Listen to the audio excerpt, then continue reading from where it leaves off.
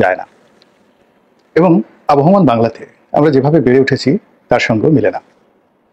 রাজপথে আমরা এখন স্লোগান দিচ্ছি, বোতল না মূলা। এবং সহস্র শিক্ষিত জন, মানে কাগজে কলমে যারা শিক্ষিত, তারা নেচে নেচে বলছেন বোতল না মূলা।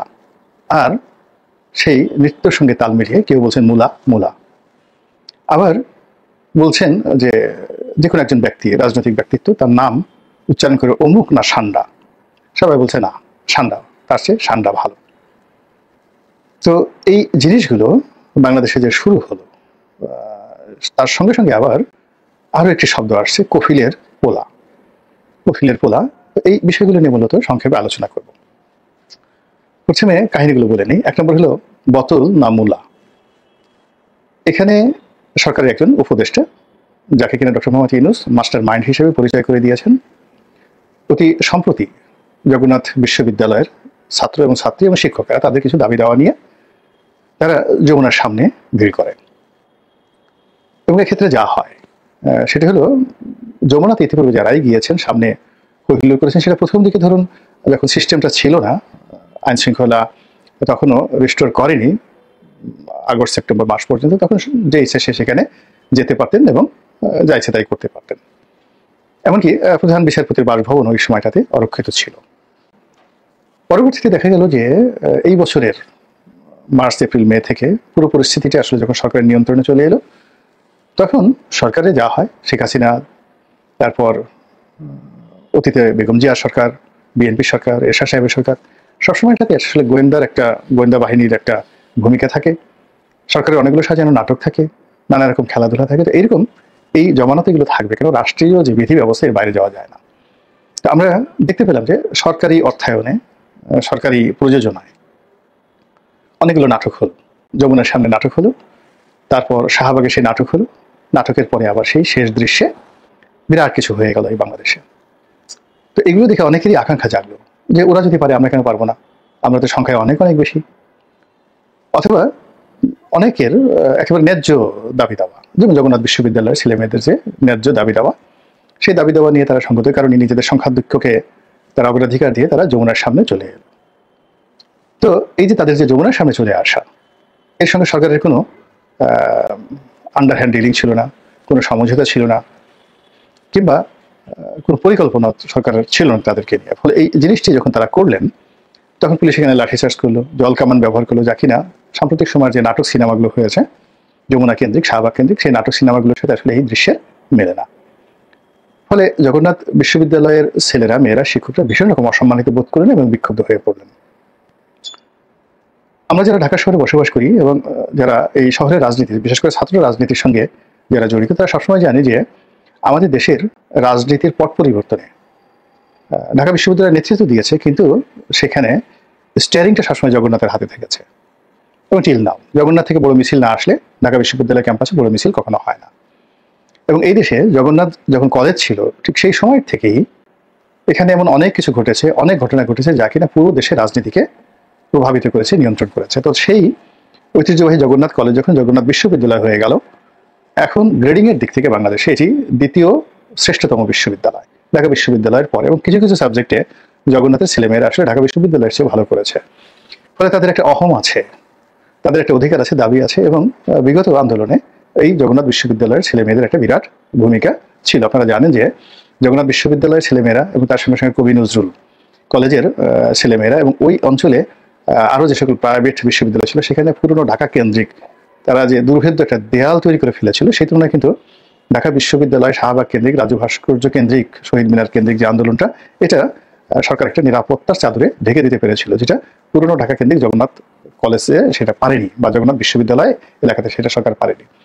তো তাদের যে দাবি দেওয়া বা চাওয়া অত্যন্ত যৌক্তিক, এবং এখানে সরকারের প্রতি তারা অধিকার প্রয়োগ করবেন। কিন্তু সেখানে যখন তারা দেখা গেল যে লাঠিচার্জের শিকার হলেন, অপমানের শিকার হলেন, কটূক্তির শিকার হলেন এবং অসম্মানজনক কথাবার্তা বলা হলো সরকারের পক্ষ থেকে, তখন ছাত্ররা বিক্ষুব্ধ হয়ে উঠলেন। এবং এই বিক্ষুব্ধের এক পর্যায়ে একজন ছাত্র, তিনি সেই একজন উপদেষ্টা মাহফুজ, তারপর একটি বোতল নিক্ষেপ করলেন এবং এটা রীতিমতো ভাইরাল হয়ে গেল। এই ঘটনার পরে অনেক ঘটনা ঘটেছে। অনেক দুর্ঘটনা ঘটেছে, সরকার সকল দাবি মেনে নিয়েছে, তারাও চলে গেছে। কিন্তু মধ্য থেকে যেটি হলো সেটি হলো এই যিনি বোতল নিক্ষেপ করেছেন এখন তিনি রীতিমতো জাতীয় বীরে পরিণত হয়েছেন, অনেকটা বীর শ্রেষ্ঠের মতো। 2 নম্বর হলো যে একজন উপদেষ্টাকে এইভাবে সরাসরি বোতল মারা হয়েছে, এটি বাংলাদেশের ইতিহাস অতীতে কখনো ঘটেছে, বারবার এর চেয়ে কঠিন জিনিস ঘটেছে। যেমন দেখা গেল ঢাকা বিশ্ববিদ্যালয়ে গিয়ে শহীদ প্রেসিডেন্ট জিয়াউর রহমান লাঞ্ছিত হয়েছিলেন, কিন্তু তখন এই দৃশ্যগুলো এভাবে ইন্টারনেটে ছড়িয়ে পড়ে একটা ভাইরাল পরিস্থিতির সৃষ্টি করবে এরকম অবস্থা ছিল না। কিংবা এরশাদ সাহেব বহুবার অপমানিত হয়েছেন ঢাকা বিশ্ববিদ্যালয়ে, গোলাম আজম সাহেব না ঠিক মতিউর রহমান নিজামী সাহেব লাঞ্ছিত হয়েছিলেন ঢাকা বিশ্ববিদ্যালয় ক্যাম্পাসে, গোলাম আজম সাহেব লাঞ্ছিত হয়েছিলেন বাইতুল মোকাররম মসজিদের সামনে উত্তর গেটে। কিন্তু এই দৃশ্যগুলো আজকের জমানাতে হলে সর্বনাশ হয়ে যেত। যা হোক, এখন এই যে বোতল, এই বোতলটা এখন জাতীয় প্রতীকে পরিণত হয়ে গেছে। আর জনাব মাহফুজকে যে বোতল মারা হয়েছে, এই ভদ্রলোককে রীতিমতো এখন তার জীবনকে হারাম করে দেওয়া হচ্ছে নানা রকম কটূক্তি করে, নানা রকম কথাবার্তা বলে। আর এটাকে নতুন আঙ্গিক দিয়েছে জগন্নাথের ছাত্রছাত্রী, বিশেষ করে একজন টেলিভিশনের প্রিয় মুখ রয়েছে দীপ্তি চৌধুরী, চ্যানেলে আসে দীপ্তি চৌধুরীকে আপনারা জানেন। তিনি সেই আধুনিক পোশাকে সজ্জিত হয়ে প্যান্ট শার্ট পরে তারপর শেষে নেচে নেচে তিনি বোতল না মুলা এটাকে রীতিমতো ভাইরালে পরিণত করে ফেলেছেন এবং এটা এখন ভাসছে। তো এখন বাংলাদেশে ধরেন ঘরে বাইরে, অফিস আদালতে, দেবালয়ে, ইবাদতখানায়, সব জায়গাতে এই বোতল মুলা দীপ্তি চৌধুরী জগন্নাথের সেই বীরশ্রেষ্ঠ বা বীরুত্তম সেই প্রসঙ্গগুলো আসছে, যেটি আমাদের রাজনীতিতে কখনো ঘটে নাই। এগুলো এক। 2 নম্বর হলো যে সান্ডা, কফিলের ছেলে। সঙ্গত কারণ এখানে যেটি হচ্ছে, মিস্টার মাহফুজকে নিয়ে নানা রকম ব্যঙ্গ কার্টুন তৈরি করা হচ্ছে। শেখ হাসিনার জন্য যেভাবে একটা ডাস্টবিন তৈরি করা হয়েছিল, ওইরকম একটা ডাস্টবিন তৈরি করে মাহফুজের ছবি সেখানে দিয়ে সেখানে বোতল নিক্ষেপ করা হচ্ছে এবং আমাদের দেশের বহু মানুষ এটা খুব আনন্দ নিয়ে উৎসাহ নিয়ে দেখছে। আর যারা ওখানে বোতল নিক্ষেপ করে সফল হতে পারছেন, মনে হচ্ছে যে তারা বিশ্ব জয় করে ফেলেছেন। চন্দ্র অভিযানে তারা নীল আর্মস্ট্রংয়ের কাছাকাছি পৌঁছে গেছেন, কিংবা মহাকাশে প্রথম মেজর ইউরি গ্যাগারিন কিংবা ভ্যালেন্টিনা তেরেস্কোভা যে প্রথম মহাকাশে গিয়েছিলেন, বা প্রথম যে কুকুরটি অমর হয়েছেন লাইকা নামক যে কুকুরটি মহাশূন্যে গিয়ে, ঠিক ওইরকম কেউ যদি সেই একটা ডাস্টবিন, যেখানে ডাস্টবিনের উপরে মাহফুজের ছবি আছে, তার মধ্যে একটা বোতল সে নিক্ষেপ করতে পারে এবং বোতলটা ঠিক ডাস্টবিনের মধ্যে গিয়ে পড়ে, সে মনে করছেন যে তিনি বিরাট কিছু করে ফেলছেন। এখন তার পক্ষে মন্ত্রী হওয়া, উপদেষ্টা হওয়া, প্রধানমন্ত্রী হওয়া, রাষ্ট্রপতি হওয়া এটা কোনো বিষয়ই না। তিনি বোতল মেরেছেন, বিশাল ব্যাপার, একদম ডাইরেক্ট। তো এরকম হলো যাকে বলা হয় বোতল এই ঘটনা ঘটছে। আরেকটা হলো সান্ডা। তো বলছে মাহফুজ না সান্ডা।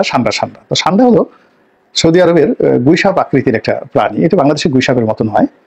এটাকে সৌদি আরবের যারা লোকজন তারা খায়, লালন পালন করে, খামারে পালিত, দেখতে বিকট বিশ্রী। আমাদের গুইসাপের তো একটা সৌন্দর্য আছে, কিন্তু সৌদি আরবের যে সান্ডাগুলো, এগুলো দেখলে মেজাজ গরম হয়ে যায়। এগুলো যখন হা করে, এর মুখের ভিতরে লাল, জিব্বাটা মানে বিকৃত এবং লেজটা কুমুরের মতো, পেটটা একেবারে যাকে বলে কি বলবো, গোপাল ভাঁড়ের মতো একটা পেট। তো এইরকম একটা প্রাণী সান্ডা। তো সেই সান্ডা অতি সম্প্রতি বাংলাদেশে ভাইরাল হয়েছে যে সৌদি প্রবাসী